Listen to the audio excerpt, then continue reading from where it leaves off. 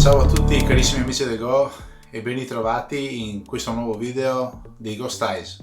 Prima di cominciare però volevo ringraziare ufficialmente Alessandro Pace.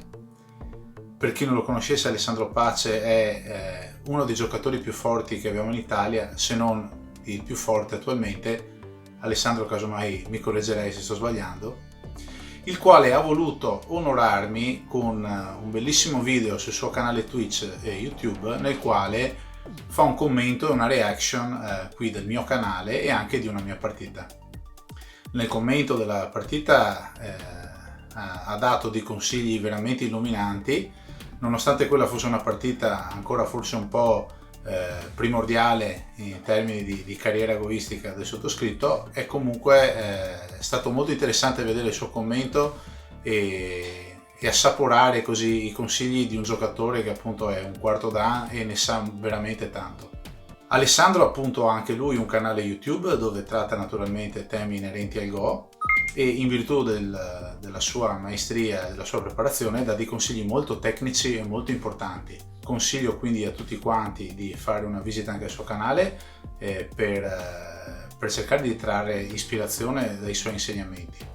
Mi perdonerà Alessandro, come scrissi a lui e come ho detto a voi più volte, io non sono assolutamente né un professionista né un grado dan, per cui i consigli che posso dare io ovviamente sono commisurati a quello che è il mio livello.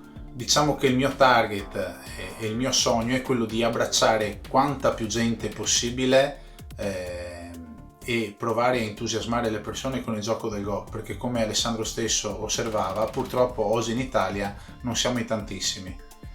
E il mio sogno sarebbe quello di riuscire a incrementare di molto la comunità agoistica italiana, in modo che si possa essere molto più attivi nei tornei dal vivo, online, ritrovarci, scambiarci idee, opinioni e crescere tutti quanti insieme. Grazie quindi ancora Alessandro per il tuo bellissimo video e noi adesso cominciamo con il nostro video. Questo Go Styles sarà dedicato a uno dei giocatori più influenti del XX secolo, ovvero Go Seigen. Go Seigen è un giocatore di Go che nasce in Cina ma viene poi naturalizzato in Giappone, nel senso che giocherà per tutta la sua carriera in Giappone con la Nihon Ki-in. Comincia a giocare a Go molto precocemente e già dopo 3 anni dall'aver imparato a giocare riesce già a sconfiggere dei giocatori con il grado di sesto dan. Crescerà quindi molto velocemente e all'età di 18 anni comincerà a realizzare una sua teoria che poi insieme a Kitani Minoru, suo grandissimo amico e collega, sfocerà nella invenzione dei famosissimi Shin Fuseki. Lui infatti decide di scardinare quelli che sono stati i dogmi del gioco del Go fino a quel momento, che per secoli se non millenni avevano dominato il gioco, per creare questi nuovi Fuseki che dessero quindi più importanza all'influenza nel centro anziché al territorio. Il Go quindi non vissuto come un dogma o come una regola fissa che viene tramandato da maestro in allievo di secolo in secolo, bensì il Go come un gioco creativo sempre aperto e permeabile a dei cambiamenti, cosa che peraltro abbiamo potuto notare anche in questi anni con l'avvento delle intelligenze artificiali che hanno dimostrato cose che fino a prima erano impensabili, tipo lo shoulder hit in quinta linea contro Lee Sedol, per esempio. La partita che andremo a vedere stasera è un'altra delle partite più famose della storia del Go, la famosissima partita del secolo, The Game of the Century. Go Seigen ha l'opportunità di giocare contro Onimbo Shusai, quindi l'ultimo detentore del titolo Onimbo, che in quel periodo non era ancora un titolo, ma era un titolo che veniva assegnato all'ultimo discendente della scuola Onimbo, ed era anche Meijin. La partita durerà addirittura 2 mesi, è stata giocata nel 1933 e verrà giocata con la regola della sigillatura dell'ultima mossa all'interno di una busta. C'era però una tradizione che voleva che il più alto in grado, il maestro, diciamo quindi Onimbo Shusai, avesse la possibilità comunque di non sigillare la busta per poter pensare, avere più possibilità di studiare la mossa. Emblematica addirittura una scena che si è svolta circa verso l'8° giorno di gioco, dove Go Seigen, dopo soli 2 minuti dall'inizio della partita, di quella sessione, fece la sua mossa.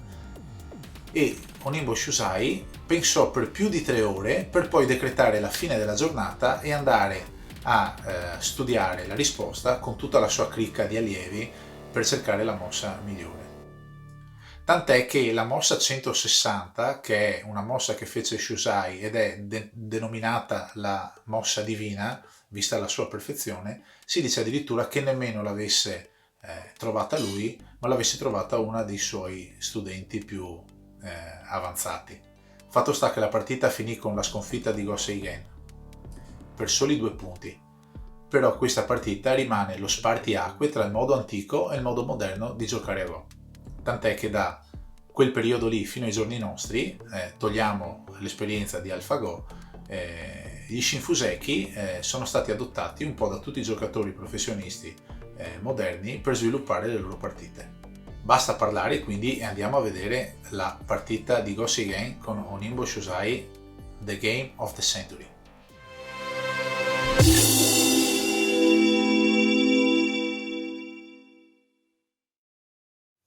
Eccoci qua, allora la partita ha inizio. All'epoca Go Seigen aveva appena 20 anni e in questo match con Onimbo Shusai, che era un 9 dan professionista, Go Seigen era un 5 dan professionista, iniziò con un'apertura senza precedenti per quel periodo. Quindi Go Seigen un Sansan mai visto prima in tutta la storia del Go. Komoku di Onimbo Shusai, Oshi di Go Seigen, Komoku di Shusai e attenzione Tengen di Go Seigen. Il mondo stesso del Go era sconvolto, questo perché in Giappone era considerato addirittura poco rispettoso fare un'apertura così audace davanti al Meijin di quel periodo. Per quanto riguarda invece il Go odierno, questo tipo di critiche possono far sorridere, però dovete pensare a cosa aveva significato il Go per il popolo giapponese fino a quel periodo lì. Go Seigen manterrà quindi sempre saldamente il suo gioco, perché nella sua testa c'era la volontà di staccarsi completamente da tutte le aperture viste fin prima, in special modo quelle di Shusaku, e voleva stabilire un proprio stile, che verrà poi definito lo Shin Fuseki, i nuovi Fuseki, che poi insieme a Kitani Minoru ha sviluppato negli anni successivi. Quindi questa partita aveva ed ha un significato speciale, appunto, è considerata la partita del secolo, perché determina lo spartiacque tra il modo antico di giocare e il modo moderno. Ecco, in questa apertura il nero prende quindi 2 angoli e poi occupa il Tengen. In altre parole, nero prima prende il territorio sul Sansan, poi ottiene influenza giocando sull'Oshi e poi gioca subito nel Tengen per prendere l'influenza del centro, mirando a prendere subito un certo equilibrio durante tutta la partita. Territorio sicuro, influenza verso l'esterno e controllo del centro. Ma naturalmente quando giochi una mossa nel Tengen in apertura sai che inevitabilmente stai perdendo territorio. Certo, se vuoi essere più efficace nei combattimenti ottenendo quindi un'influenza importante già da subito, potrebbe non essere una brutta mossa, ma sarebbe sicuramente difficile da gestire in seguito. Per cui se dovessimo guardare il risultato di questa partita, difficilmente viene consigliata tutt'oggi un'apertura nel Tengen. Però al di là di tutti i dibattiti che potremmo aprire in questo momento sull'apertura del Tengen, anche vedendo quello che fanno le intelligenze artificiali, dobbiamo sforzarci di vedere questa apertura con gli occhi di un giocatore di Go di quel periodo. Shusai quindi attacca subito la Pitrin Sansan con il famoso Shoulder Hit nell'Oshi. Qui si sviluppa un Joseki che abbiamo in parte anche già visto e si forma questa forma molto comune. Okeima di bianco. Altro Oshi per Go Seigen. Normalmente in passato si sarebbe fatta una mossa in questa posizione qui.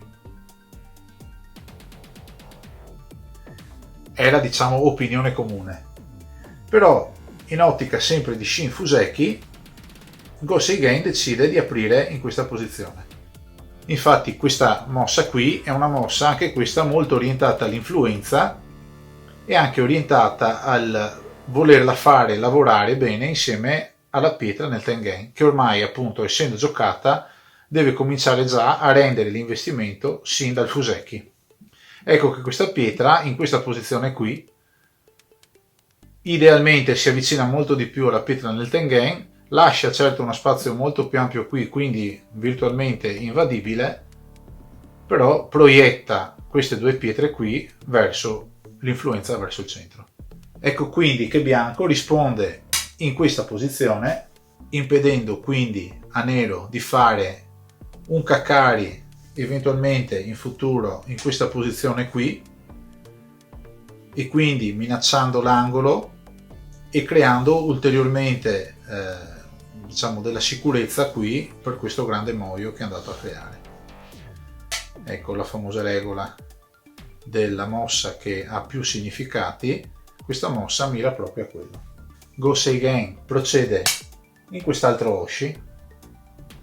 Tuttavia, secondo molti commentatori, questa mossa non sembra una mossa ideale. Bianco allora chiude in modo solido l'angolo in questo modo qui, può permetterselo anche perché qui non c'è ancora niente di nero. Nero allora si estende con un Keima in questa posizione, che è anche questa correlata alla pietra nel Tengen, vedete?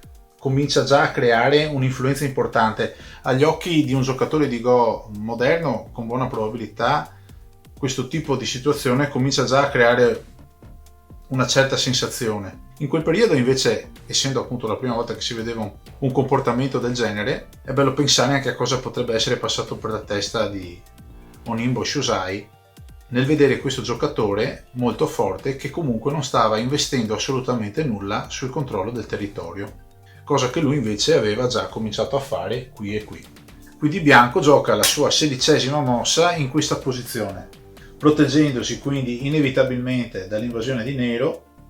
A detta di molti commentatori è una mossa forse un po' lenta, molto prudente, però è evidente che questa solidità permetterà quindi a bianco poi di tenersi sicuramente tutto l'angolo e questo moio qui in basso.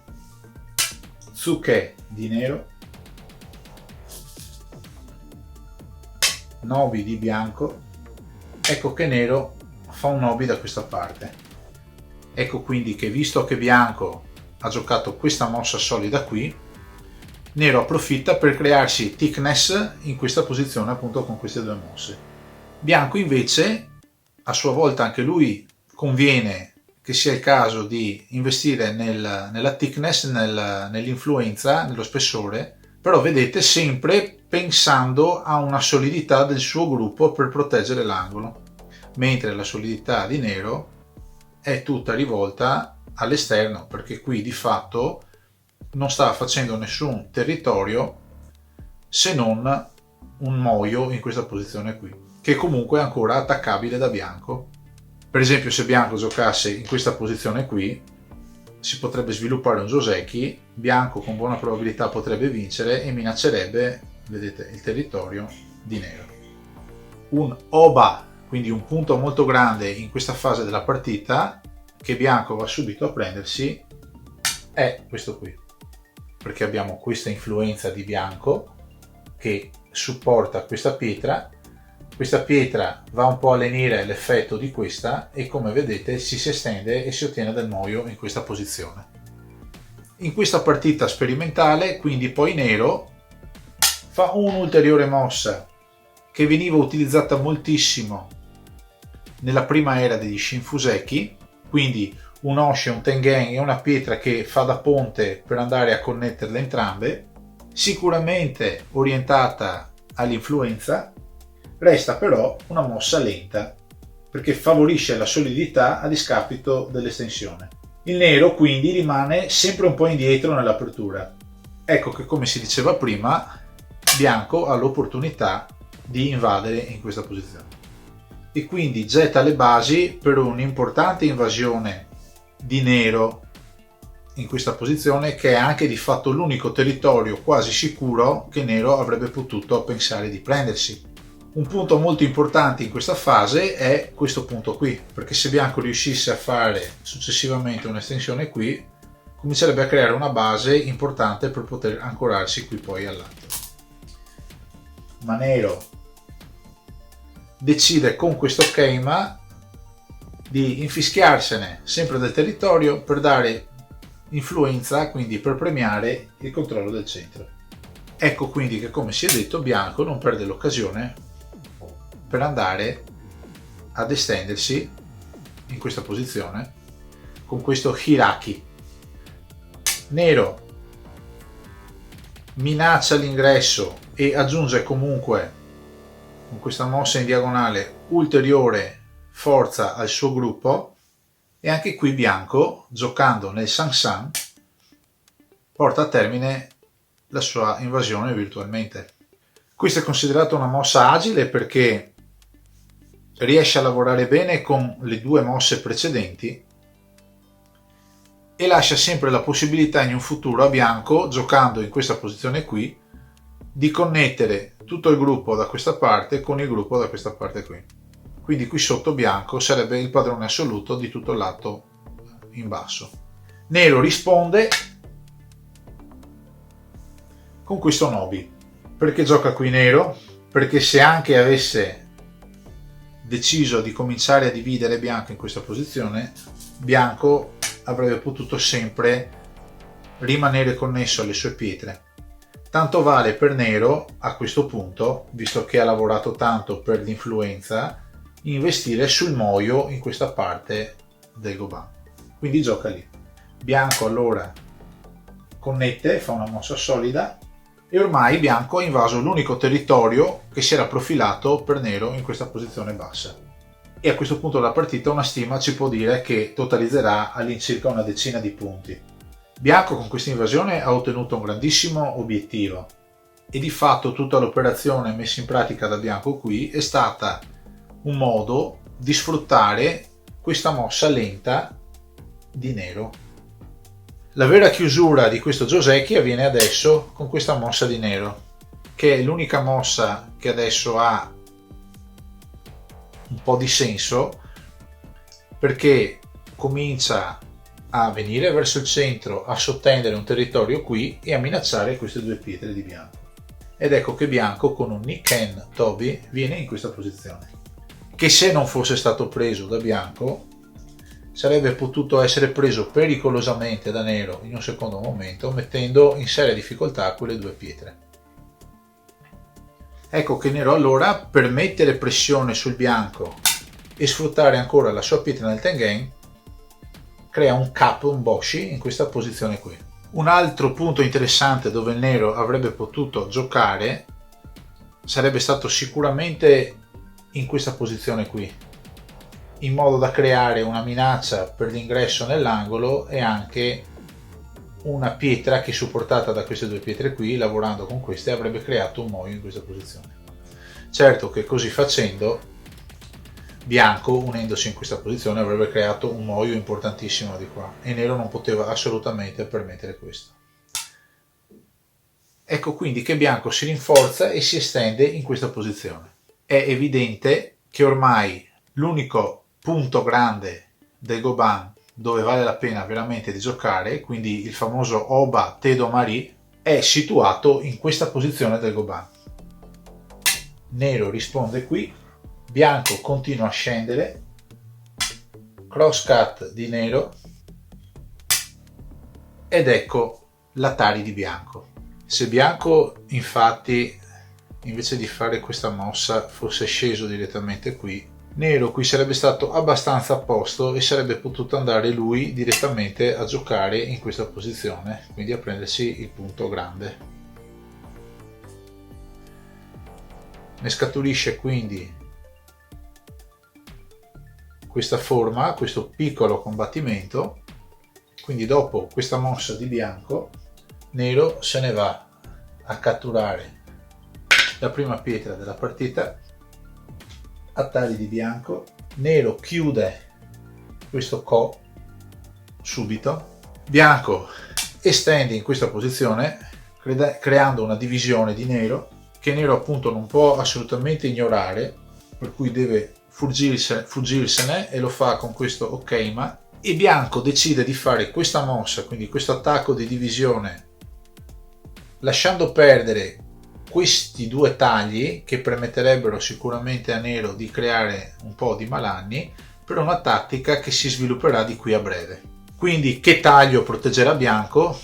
Beh, bianco decide saggiamente di proteggere quello perché oltre a solidificarsi comincia a creare comunque un baluardo per poter dettare un po' di legge qualora nero dovesse venire a giocare nel famoso Oba Tedomari in questa posizione. Nero infatti si estende in questa posizione ed ecco che ormai bianco, sicuro di sé, va a prendersi il punto grande in quella posizione. Ecco che scopriamo anche che psicologia c'era dietro a questa mossa. Questa mossa è di fatto una sonda che attendeva che nero giocasse perfettamente quella mossa lì. Con il sente guadagnato quindi da questa mossa che era inevitabile per nero, perché ricordiamo che se nero non l'avesse fatta bianco avrebbe circondato quella pietra di nero oltre che un moio enorme, allora bianco può fare quella mossa lì. Perché nero quindi dopo questa connessione di bianco gioca lì e non va lui a prendersi l'ultimo punto Loba Tedomari su quella posizione lì? Semplicemente perché questa pietra qui in questa fase con bianco che qui ha guadagnato influenza sarebbe stata un po' in pericolo, perché bianco avrebbe potuto in qualche modo, per esempio con degli anè o con degli shoulder hit, creare un'importante controinfluenza da questa parte. Quindi nero si estende e bianco si prende l'ultimo punto grande del tabellone. Convenzionalmente con questa mossa qui quindi possiamo considerare il Fuseki pressoché finito e entriamo nella fase del medio gioco. Estensione di nero, bianco protegge, crosscut di nero, bianco allora fa un obi in questa posizione e nero fa un obi nella posizione opposta. L'unica mossa che nero poteva fare qui è questa e l'unica mossa che bianco poteva fare lì è quella, per cominciare a gestire al meglio possibile un combattimento che comincia adesso e che sarà molto serrato. Bianco mette in Atari nero che si protegge. Atari di bianco, nero scappa, bianco protegge, nero connette in questa posizione, bianco sale in questa posizione, nero estende qui, bianco connette in questa posizione,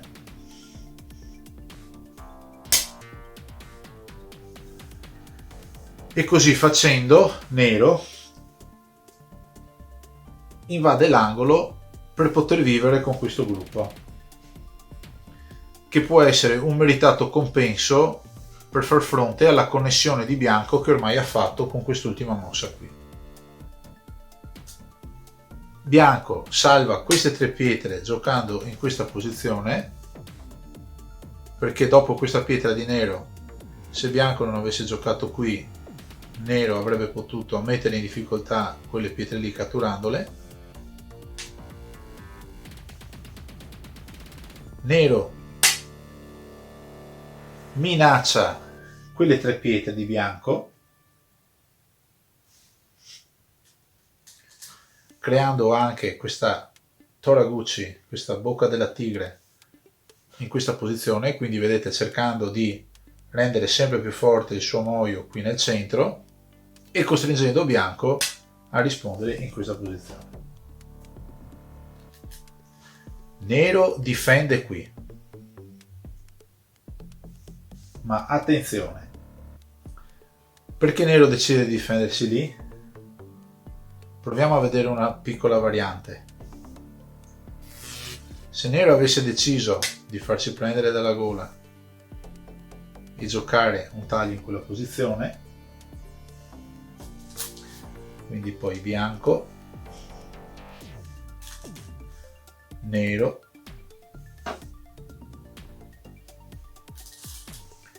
bianco,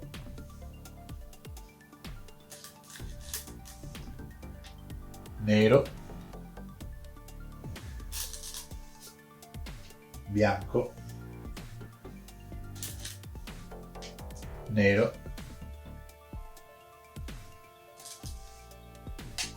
bianco,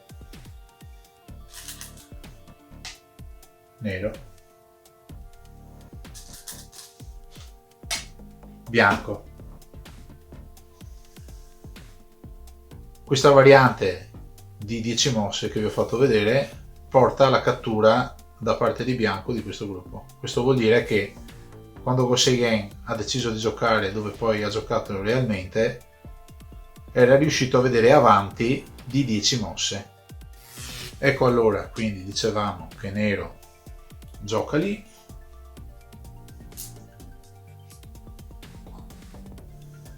e bianco deve naturalmente giocare in questa posizione, perché se non l'avesse fatto l'avrebbe fatto nero e avrebbe catturato le pietre in alto.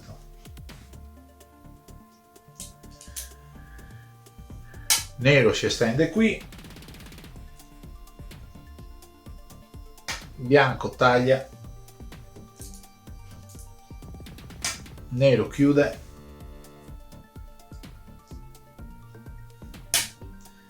bianco viene a proteggere il suo territorio qui e a minacciare contemporaneamente anche questo taglio di nero che deve proteggere se vuole avere l'opportunità di vivere in angolo.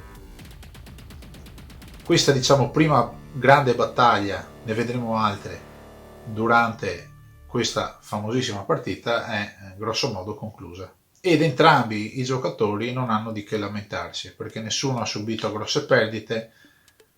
Nero è riuscito a scappare via verso il centro e a vivere in questa posizione. Bianco lo stesso, comincia a creare un moio importante in questa posizione qui, vive qui, ha invaso qui, per cui la partita continua. Ma ecco che con questo taglio bianco comincia a gettare le basi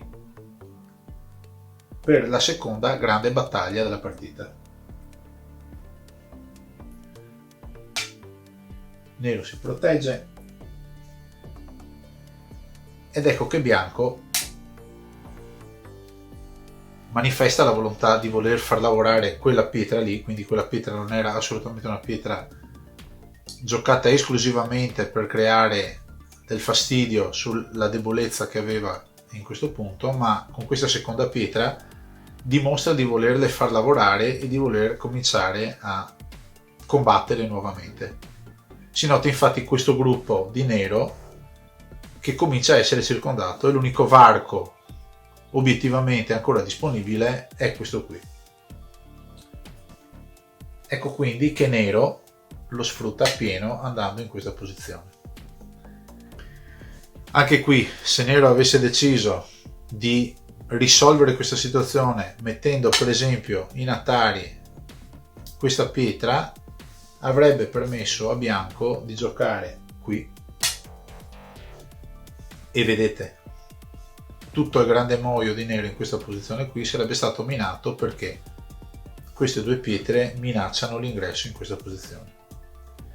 Ecco quindi che probabilmente nero qui preferisce mantenere separate queste pietre dal gruppo sopra e eventualmente di ucciderle in qualche modo, visto che qui ha molta influenza. Bianco taglia in quella posizione, nero se ne scende, bianco chiude, nero estende qui, bianco taglia e nero chiude il territorio qui.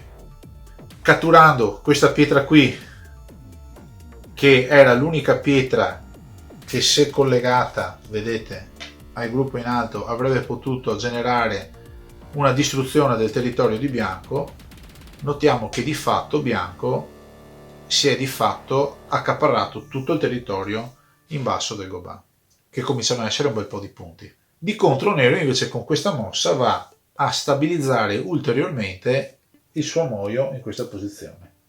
E anche questa battaglia del medio gioco, la seconda, giunge al termine qui. Vediamo come continua. Bianco se ne viene in questa posizione. È una mossa severissima, perché per come stanno le cose, da qui bianco avrebbe virtualmente ancora la possibilità di sfruttare delle debolezze di nero che consistono in questa apertura. Quindi se bianco giocasse qui creerebbe un Toraguchi e comincerebbe a minacciare l'ingresso, però esiste anche questo punto che permetterebbe a bianco poi di connettersi con il gruppo esterno, di creare quindi un baluardo vivo e attivo che potrebbe andare a minacciare il moio di nero in questa posizione. Qui nero non ha altre alternative che proteggere proprio in questa posizione. Perché, attenzione, se avesse fatto un Tenuki, avesse per esempio deciso di andare a proteggere in questo posto qui, in questo punto qui, allora bianco avrebbe fatto quello di cui si diceva prima, nero andava a proteggere e con questo taglio bianco, oltre a catturare queste due pietre e a creare un ulteriore vantaggio nell'angolo, avrebbe avuto via libera per andare a ridurre notevolmente il moio, che ormai è diventato il punto cruciale della strategia di nero. Ecco quindi che nero si protegge lì e allora bianco, vedete, viene in questa posizione. Nero va naturalmente a chiudere e bianco cerca il combattimento. Ormai è evidente, l'abbiamo visto anche in altre partite, che quando si genera il crosscut si sta cercando di risolvere la questione con la violenza. Il modo di resistere più forte che nero può adottare in questo momento è questo qui, perché genera, vedete, una scala su bianco che sarebbe in questo caso a perdere per bianco. Ma bianco naturalmente se ne scende in questa posizione. Con questa mossa bianco sta di fatto generando delle mosse di sacrificio che gli permetteranno poi di gestire meglio la sua situazione all'esterno. Vedremo infatti adesso che ci sarà un altro piccolo combattimento e bianco già da ora capisce che queste tre pietre difficilmente potranno essere salvate, però comunque loro, rimanendo vive lì dentro, manterranno ancora dell'agi. Nero minaccia un Atari, bianco se ne esce, nero se ne viene in questa posizione, bianco fa Atari in questa posizione, nero naturalmente deve salvare, bianco mette in Atari quelle due pietre lì, nero fa questa mossa e bianco, come potete vedere, realizza quello che ci si diceva prima. Sfruttando l'opera di queste pietre interne fa lavorare meglio quelle esterne e si crea della thickness, dello spessore che gli dà influenza verso questa direzione del Goban. Naturalmente, visto che ormai l'obiettivo di nero era quello di preservare il suo moio in questa posizione, se vuole continuare a perseguire questo obiettivo non può far altro che giocare queste ulteriori due mosse qui. Qui il bianco, che naturalmente ha intuito quello che vuole far nero, naturalmente preservarsi il suo moio in questa posizione, con questa ulteriore mossa guadagna in sente perché costringe nero a fare questa mossa. Difatti se nero non la facesse, bianco giocando qui metterebbe in Atari queste due pietre che sarebbero costrette a scendere, bianco potrebbe continuare, nero naturalmente dovrebbe catturare queste due pietre e bianco entrerebbe nel moio. Ecco quindi che nero se ne viene qui, quindi di fatto Go Seigen ha sprecato, tra virgolette, un'ulteriore mossa, non per sviluppare la propria influenza da altre parti, ma è stata una mossa che l'ha costretto semplicemente a proteggersi. Bianco ancora guadagna vantaggio in sente e nero fa un Tetsuji in questa posizione qui. Infatti se nero avesse giocato per esempio in questo modo, avrebbe naturalmente forzato bianco a catturare queste due pietre, allora nero sarebbe dovuto andare in questa posizione, bianco avrebbe messo in attari queste tre pietre, nero avrebbe dovuto andare a catturarsi queste due pietre qui e bianco si sarebbe connesso in questa posizione. Ed ecco ancora una volta quindi che bianco entra nel moio, forse fa anche dei punti in questa posizione e minaccia nero in quella direzione, costringendo comunque con queste due pietre alla cattura delle due pietre bianche qui e quindi di fatto ad andare a perdere 2 punti. Mentre con la mossa che fa Go Seigen nella posizione originale, ovvero questa, forza comunque bianco a catturare queste due pietre e attraverso questo Atari anche questa terza battaglia giunge al termine. Bianco minaccia la connessione e nero se ne infischia e fa un Tenuki in questa posizione, che ha molto senso in questo momento perché va a consolidare l'angolo, a consolidare dei punti e a creare anche una minaccia per poter rubare questo territorio qui. Bianco allora decide di rafforzarsi in questo modo perché non ha perso la speranza di poter ridurre ancora il moio di nero in questa direzione. Vedremo infatti tra qualche mossa cosa succederà. Questa ulteriore mossa di nero, quindi questo ulteriore Tenuki di nero, è in sente, che mira a minacciare questo taglio. Bianco si protegge in questa posizione e allora nero va a prendersi un altro punto grande ed importante che è questo qui.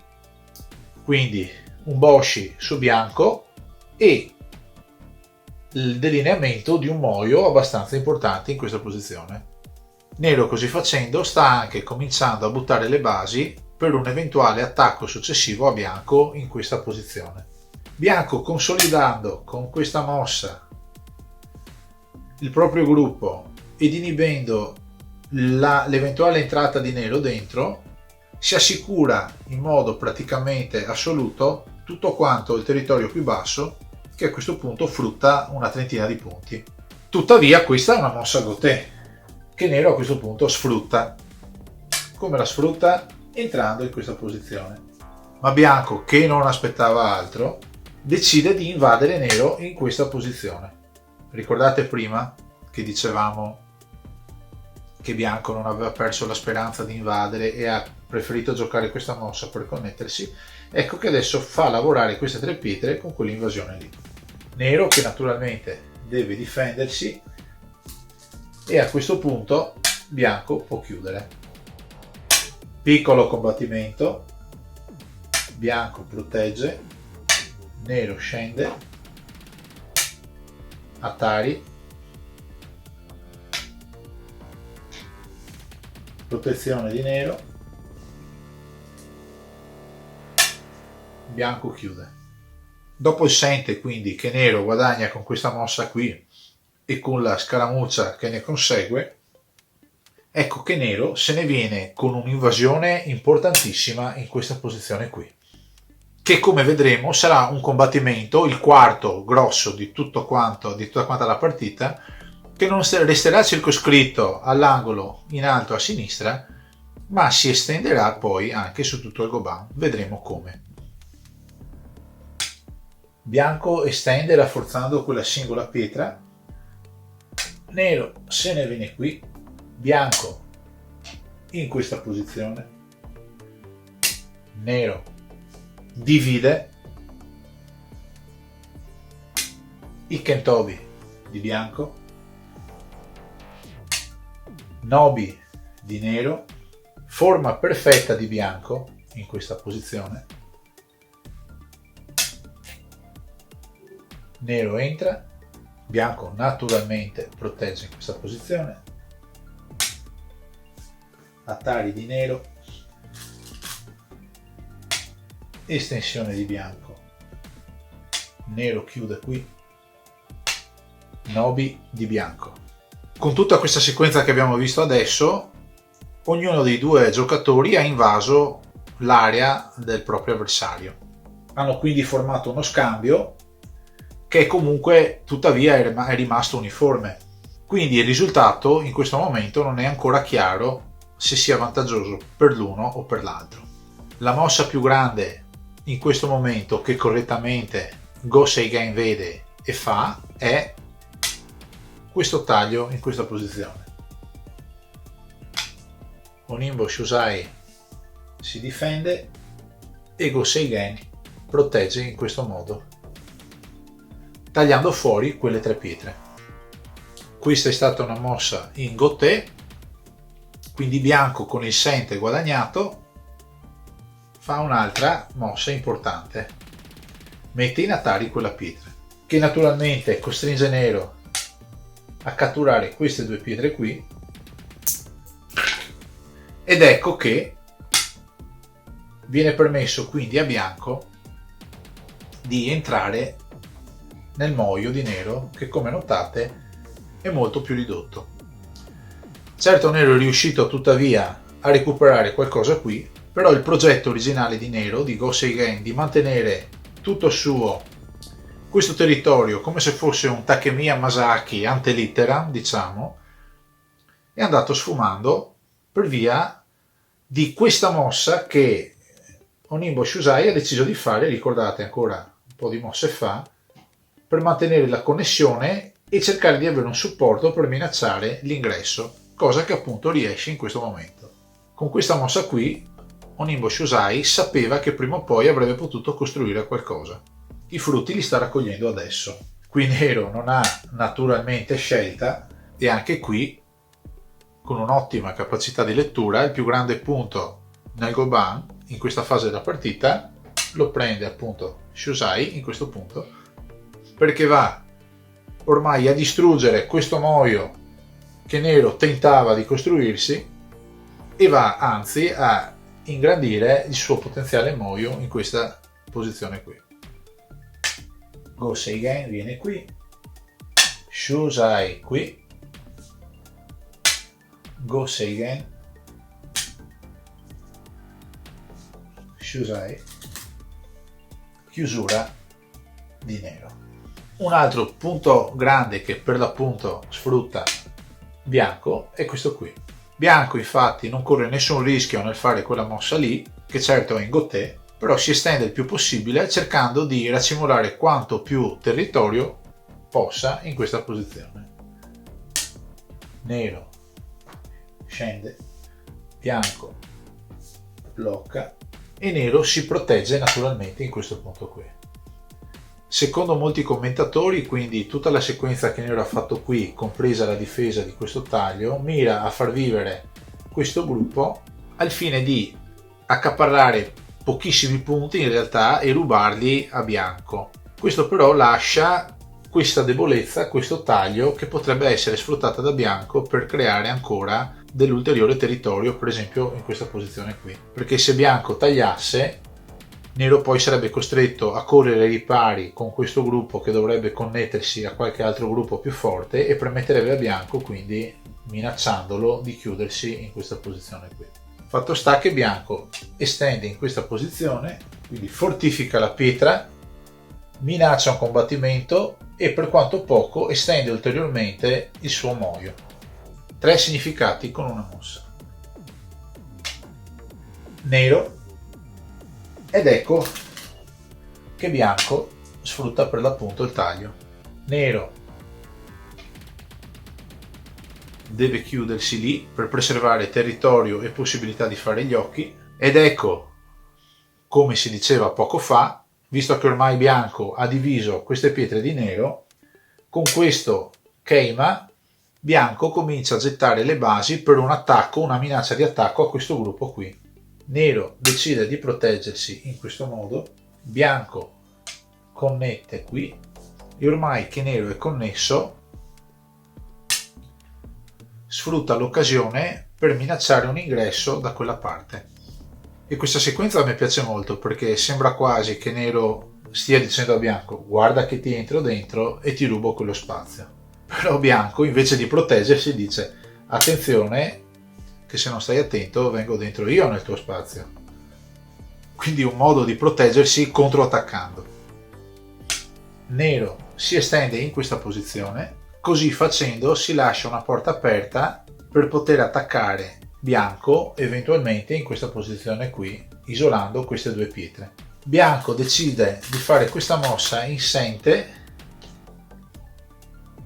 che costringe nero a connettersi qui, e dopo aver costretto con questa mossa nero a connettersi qui e quindi a creare un unico gruppo intero, vedete, però comunque tagliato in questo punto, ecco che viene fatta quella che è considerata la mossa divina, che è la mossa 160, questa qui. Si narra in realtà che questa mossa fosse stata trovata dall'allievo di Onimbo Shusai, Maeda Nobuaki. È stato infatti a lungo creduto che questa mossa divina, che ha permesso di fatto a Shusai di ribaltare il vantaggio di Go Seigen a suo favore, sia appunto stata scoperta da Maeda Nobuaki in una sessione di studio durante uno dei tanti aggiornamenti del gioco. Maeda a volte ha accennato che era così, ma negli anni successivi non lo ha mai confermato né negato quando glielo chiedevano.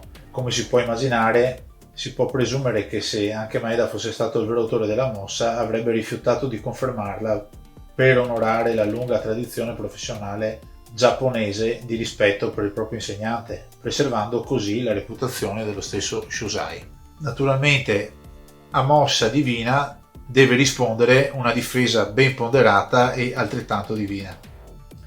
Go Seigen decide di giocare in questa posizione. Naturalmente, prima della mossa di risposta di Go Seigen, è importante capire che questa mossa mira al centro, perché se nero si fosse difeso in questa posizione per evitare a bianco di connettersi, bianco venendo in questa posizione qui avrebbe costretto nero a tagliarlo in questa posizione qui, ed ecco che si sarebbe potuto sviluppare attraverso l'agi anche di queste due pietre un combattimento che avrebbe potuto minacciare in modo molto importante questa posizione. Di conseguenza tutto quanto il moio sarebbe andato a farsi benedire.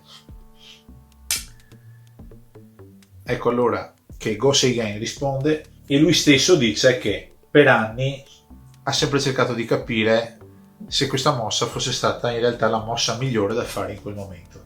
Parole sue. Altra mossa meticolosa, ed ecco il famoso taglio di nero di cui si parlava prima. Bianco avanza e il modo migliore per nero in questa fase è venire avanti per di qua. Bianco minaccia l'ingresso e quella mossa di bianco fa in modo che nessuna delle seguenti mosse, quindi questa, successivamente questa, possano essere trascurate. Ed ecco che bianco mette in Atari questa pietra. Nero qui, per preservare la possibilità di avere del moio ancora in questa posizione, va a salvare questa pietra. È una mossa in Goté, quindi bianco con questa mossa mantiene il sente, quella pietra ormai è praticamente morta, e con il sente guadagnato bianco continua imperterrito a invadere il moio centrale, che nero naturalmente protegge. Con questa sequenza bianco ha la possibilità di mantenere il sente, perché con questa mossa appunto crea un pericolo di Utegaeshi in questa posizione qui, perché se il nero facesse Tenuki, il bianco giocando in questa posizione creerebbe appunto un Utegaeshi, uno snapback, quindi tac tac, bianco catturerebbe tutte queste pietre, per cui con questa minaccia nero è costretto a connettere in quella posizione. Bianco estende e nero estende in questa posizione. Bianco minaccia di tagliare tutto questo gruppo fuori dal resto del gruppo di nero. Nero, invece di difendersi da questa parte, decide di proteggere in quella posizione, perché appunto queste due pietre qui, se catturate, darebbero la possibilità di salvare questo gruppo. Bianco protegge qui, ora nero viene a tagliare, bianco attacca lì e nero prende questo altro punto grande. Qui c'è un gambetto di bianco in questa posizione che costringe nero naturalmente a proteggersi. L'unico modo che ha per proteggersi è o catturare di qua o catturare di là. Bene, nero catturerà di qua, perché attenzione, se catturasse da questa parte Atari, e se anche nero catturasse qui Atari, nero protegge, tutto il gruppo verrebbe catturato. Grande abilità quindi di lettura. Onimbo Shusai quindi cercava anche di sfruttare queste mosse che potevano indurre in errore il proprio avversario. Go Seigen resta bello vigile e decide di salvarsi catturando dalla parte giusta. Comunque Shusai imperterrito Atari, nero cattura, quindi queste due pietre catturate vanno messe da quella parte. Bianco spinge, nero divide e bianco di fatto cattura tutte queste pietre qui di Go Seigen, perché questo appunto è un Utegaeshi. Se nero cattura, bianco ricattura tutto quanto. Diciamo che tutti i problemi che sono stati creati da questa pietra e tutto il modus che è stato adottato da entrambi i giocatori per riuscire nero a difendersi e bianco ad attaccare è tutto sommato giunto alla conclusione con questa mossa molto dolorosa per nero, perché comunque nero qui perderà di fatto 10 punti. Tuttavia i giochi sono ancora aperti, la partita non è ancora finita, ci stiamo avvicinando al fine gioco e vediamo come continua. Nero attacca e minaccia il taglio. Shusai non protegge il taglio direttamente, perché questo permetterebbe a nero di giocare questa mossa insente, perché poi bianco dovrebbe giocare qui, allora bianco si difende in quella posizione. Nero continua l'invasione per ridurre quanto più possibile il moio di bianco.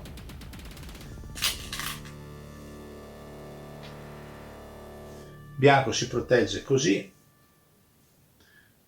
nero minaccia, naturalmente bianco cattura,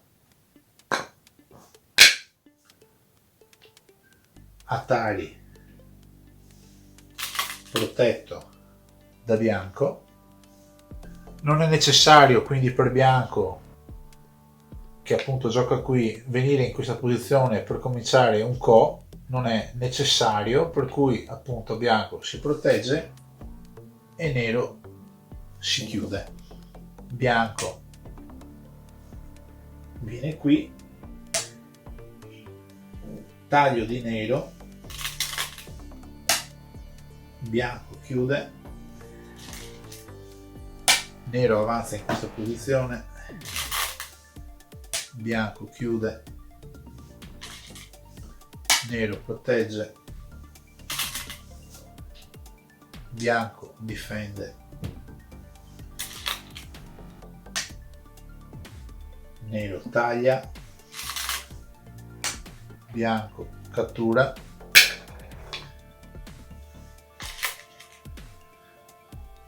nero sale su,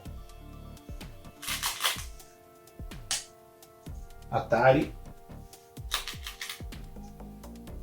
nero continua a salire, cattura. Punto grande ed importante in questo momento, perché consolida la situazione di nero definitivamente. Bianco va a consolidare un po' di debolezze che aveva da queste parti, creando comunque qualche altro punticino. Nero adesso può spingere per far cominciare a funzionare gli eventuali tagli che ha bianco.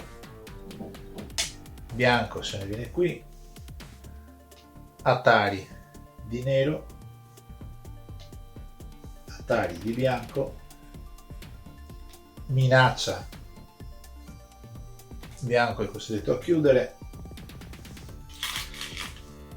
minaccia bianco cattura, nero se ne scende qui, nero connette, bianco qui, nero chiude, Atari di bianco, ormai siamo al fine gioco, bianco, nero, naturalmente perché altrimenti questo gruppo, vedete, era in Atari, bianco si estende qui, questo è un punto importante, se fosse toccato giocare a nero probabilmente avrebbe giocato anche lui lì.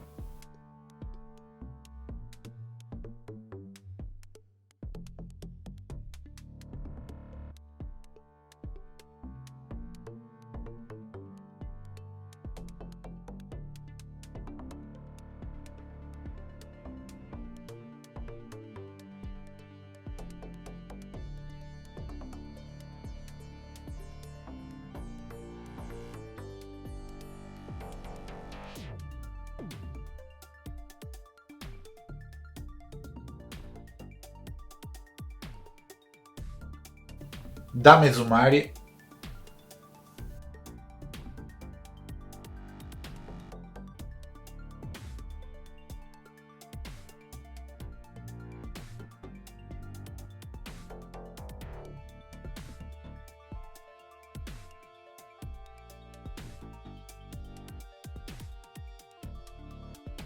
e dopo due passo la partita è finita qui.